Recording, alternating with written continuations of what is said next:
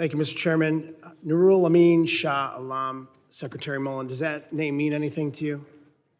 I'm sorry, repeat that? Nurul Amin Shah Alam, does that name mean anything to you? No, I don't think so. Okay. I'm very saddened, heartbroken, and disgusted by that, quite frankly.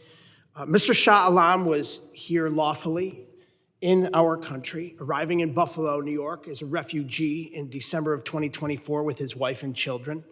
He and his family were in search of the American dream, a life free from persecution, free of genocide at the hands of their government, free from crimes against humanity, unimaginable to those of us that are lucky enough to be born in our free country. Mr. Shah Alam was promised a fate far different from what he'd been subjected to in Burma.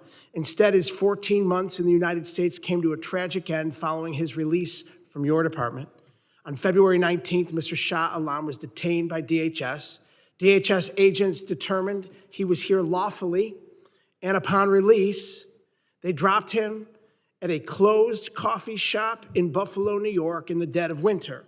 That night, agents left him without proper clothing, without the care of his family, without any resources to find safety in near freezing temperatures. He was blind, disabled, spoke little to no English. His family, who filed a missing persons report days later, had no idea of his whereabouts or that he'd even been released. Tragically, Mr. Shah Alam was found dead 5 days later on February 24th, 2026, on a street in the unforgiving Buffalo winter, 5 miles from his home. I just want to say that I am familiar with this case. His death was caused by a stress ulcer, dehydration, and hypothermia, and it's been ruled a homicide.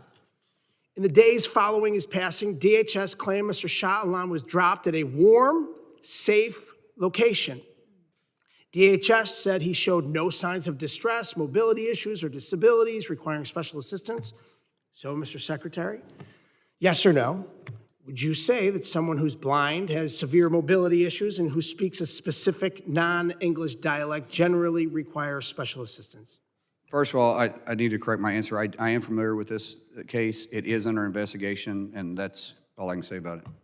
And would you say that the back of a dark parking lot in a closed coffee shop on a winter night in Buffalo without proper clothing is a warm, safe location? It's under investigation, sir.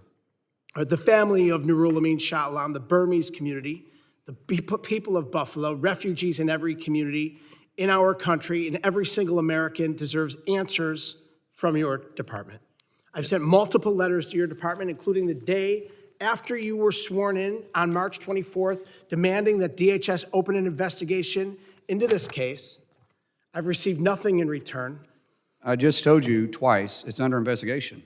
Okay, so why wouldn't you explain that and answer very simply in some sort of public response to the American people over 2 months ago? Over 2 months ago when this letter was written, and over 3 months ago when this man was found dead, and the last people that had any contact with him that we are aware of were your department. I apologize for not responding to you in 2 months. We want to really lean into that. In the past, I don't think this department underneath anyone's leadership has been real responsive to Congress. I have changed that. We are trying to be as responsive to anybody that calls me, reaches out to me. That's not acceptable, 2 months. I agree with that. But we could have easily told you it was been under investigation. So will you commit to providing my office and the people of this country with a timely response to my March 24th letter? I just answered the question for your letter. If you want me to put it in writing, I can put it in writing for you. Yes, we want it in writing. Give me a piece of paper, I'll put it down for you. Yeah, we want the American people to see what your department is doing. So this committee deserves answers. The people of this country deserve answers. Your predecessor, Kristi Noem, ran this department straight into the ground. Her conduct as secretary disgraced the brave career law enforcement officials who signed up to work at the Department of Homeland Security to protect their fellow citizens. Since you became secretary, what have you done to change the culture of your department and ensure the actions of all DHS officials are consistent with the Constitution and our values as Americans? Underneath the previous administration, they took the teeth out from our law enforcement DHS.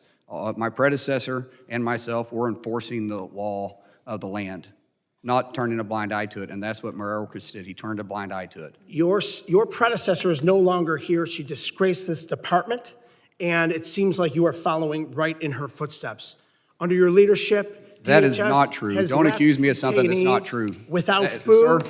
you can or say all you medical want, care, but don't accuse me of defy something that's not congressional accurate. You can sit there and oversight, tell lies all day Gentleman's long, and all it is ice is a into every lie. corner. Gentleman's time. That's a flat-out lie, and you Nope, know it's a thank flat you. lie.